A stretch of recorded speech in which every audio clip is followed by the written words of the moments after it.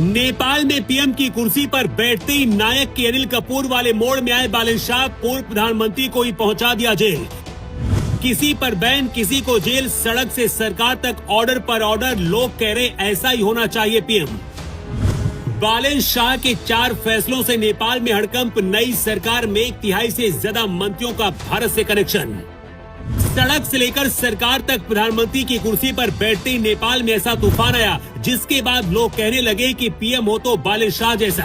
35 साल की उम्र में प्रधानमंत्री की कुर्सी पर बैठने के बाद सबसे पहले बालन शाह ने उनके खिलाफ ऑर्डर जारी कर दिया, जिनकी वजह से नेपाल सुलगा था। मंत्रियों से लेकर पूर्व प्रधानमंत्री को भी जेल की सलाखों में डाल दिया गया है। गिरफ्तारियां हो रही है और लोग कह रहे हैं कि अनिल कपूर ने तो सिर्फ फिल्म में काम किया था, असली नायक तो बालन शाह है।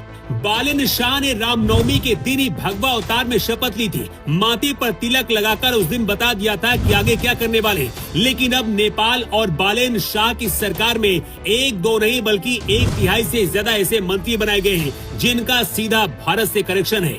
यहाँ तक कि बालन शाह का खुद भारत से रिश्ता सामने आया है। भारत से नेपाल तक चर्चा है कि नेपाल अब हिंदू देश बनेगा। लेकिन पहले आपको बालन शाह के उन 4 फैसलों के बारे में बताते हैं जिनकी वजह से नेपाल के अंदर खलबली मची है। कई बड़े नेता देश छोड़ने की तैयारी में हैं। नेपाल में जब जनजी आंदोलन हुआ उस दौरान केपी शर्मा ओली पीएम थे और केपी ओली को चीन का समर्थक माना जाता है। केपी ओली शर्मा ने भारत के साथ भी रिश्ते खराब किए थे, लेकिन 35 साल के बालन शाह ने नेपाल के पीएम की कुर्सी पर बैठने के 24 घंटे के अंदर सबसे पहले पूर्व पीएम केपी शर्मा ओली को ही गिरफ्तार करने का आदेश दिया। केपी शर्मा ओली जो कि पूर्व प्रधानमंत्री हैं, उनको गिरफ्तार किया गया है। इसके साथ ही उस दौरान रमेश लेखक जो कि गृह मंत्री थे, उन्हें भी गिरफ्तार किया गया है। इसके साथ ही दीपक खड़का पूर्व ऊर्जा मंत्री, रेखा शर्मा, रवि रिजाल पूर्व मुख्य जिला अधिकारी जैसे बड़े लोगों पर कार्रवाई हो रही है। बालन शाह ने सबसे बड़ा आदेश दिया है कि राज्य में अब प्रवेश परीक्षा कराने वाले कोचिंग सेंटरों को भी बंद कर दिया जाएगा। प्राइवेट कोचिंग संस्थानों को बंद करने की वजह से भारत में भी बालन शाह की तारीफ हो रही है और भारत में भी मांग हो रही है कि कोचिंग सेंटरों की लूट बंद होनी चाहिए।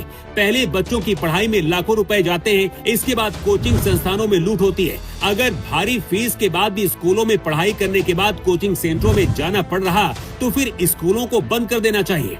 नेपाल से ज्यादा बड़ा कोचिंग नेक्सस भारत में है। बालन शाह ने इसके साथ ही नेपाल में छात्र राजनीति पर रोक लगाई है। बालन शाह का कहना है कि जहां पढ़ाई वहां राजनीति की क्या जरूरत है।